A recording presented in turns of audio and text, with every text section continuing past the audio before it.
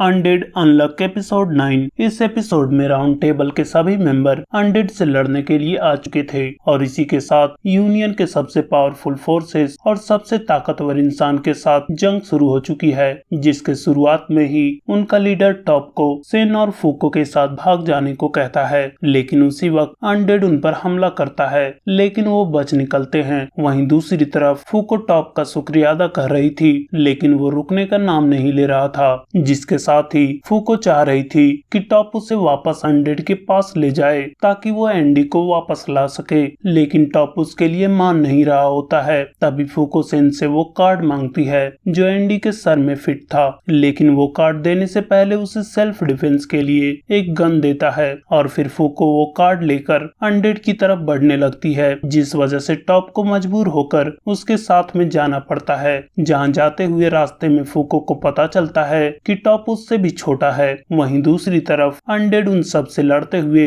उनके पावर्स को समझ रहा था। उसी समय टॉप और फूको भी वहां पहुंच चुके थे, लेकिन उन्हें समझ नहीं आ रहा था कि उन सब में से कौन सा असली एंडी है। तभी फूको असली एंडी को पहचान लेती है जो उनके लीडर से लड़ रहा था, जिसे उसने उसके तलवार और क्लॉथ वाले डीमन की वजह से पहचाना था। जिसके बाद टॉप तुरंत ही उसे अनडेड के पास पहुंचा देता है, जो अनडेड को अपने ब्रा के अंदर से घुसाकर अपने बॉडी से टच करवा देती है, जिसे देखकर सभी शॉक थे, लेकिन फूको को विश्वास था कि उसका प्लान काम करेगा, क्योंकि उसके ऐसा करने पर उसका अनलक कभी न कभी काम जरूर करेगा। तभी उनका लीडर नया प्लान बनाता है, जिसमें फूको अगर थोड़े समय के लिए भी एंडी को वापस लाने में कामयाब होती है तो उनका काम बन जाएगा और तब तक वो सब फूको को डिफेंड करेंगे। जिसके बाद अनडेड फूको को मारने की कोशिश कर रहा था, लेकिन वो सब मिलकर उसे ऐसा करने से रोक रहे थे, जिस पर अनडेड कहता है कि वो उसे क्यों बचा रहे हैं, जबकि उसके मरने से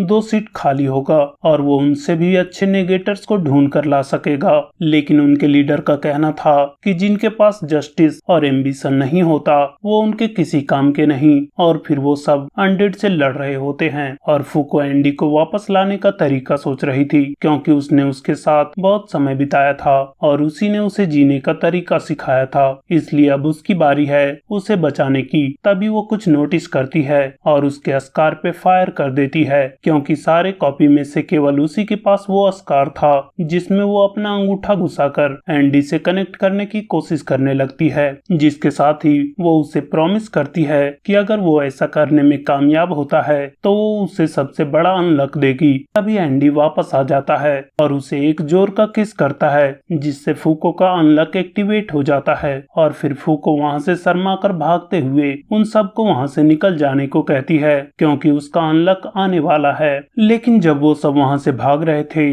तब अनडेड उन पर अटैक करने की कोशिश करता है, लेकिन तभी हम सेन को उसके छड़ी पे खड़ा देखते हैं, जिसने अनडेड के पावर को रिवर्स करके रोक रखा था। तभी वहां पर बहुत सारे मेटियोर गिरते हैं, जिससे वो पूरा शहर तबाह हो जाता है। जिसके खत्म होते ही फूको उसके अंदर जाकर एंडी के सर में वो कार्ड लगा देती है और एंडी को वापस लौटने को कहती है। तभी वो शहर पानी से भर जाता है और फिर हमें आगे 31 अगस्त में ले जाया जाता है, जहां फूको एक हॉस्पिटल में उठती है जिसके पास डॉल और किताबें पड़ी हुई थी। वहीं एंडी उसे बताता है कि जब तक वो सोई थी तब तक उसने उसके महंगा को कंप्लीट कर दिया था। जिसके बाद फूको इमोशनल होकर उससे पूछ रही थी कि उसने क्या सोचकर वो प्लान बनाया था, और अगर उसका प्लान काम नहीं करता तो वो एक बार फिर से अकेली हो जाती। जिसके लिए एंडी उसके सर पर हाथ रख के उससे माफी मांगता है और उसे बताता है कि जब वो अनडेड में कैद था केवल उसी की बातें उस तक पहुंच रही थी, जिसके लिए वो उसका नाम लेते हुए